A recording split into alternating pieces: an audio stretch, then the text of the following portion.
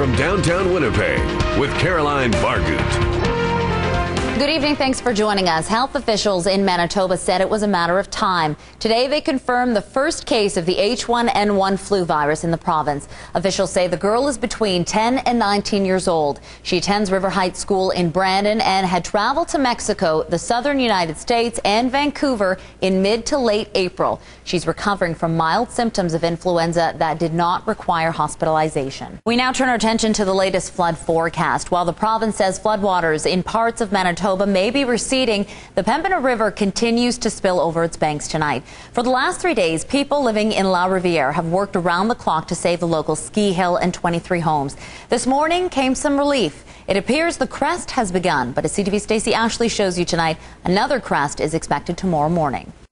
It was a hurricane as big as Texas, and it is pummeling that state. The fourth largest city in the United States, Houston, is without power, and a lot of Galveston is underwater. CTV's Joy Malvin has this report about the strike from Ike.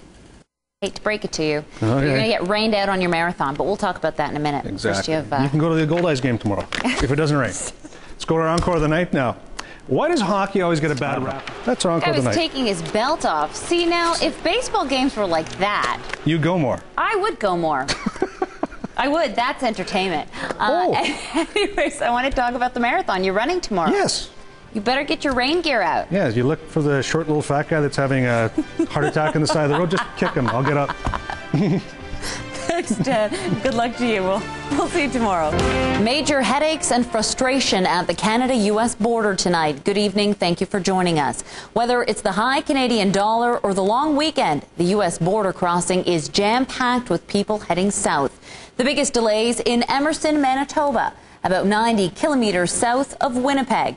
CTV's Shanine Robinson was there today and shows you just how travelers are coping. It seems much of Manitoba dodged a major bullet. Good evening. Thanks for joining us. As much of the country gets an early wallop of winter, Manitobans escaped virtually unscathed.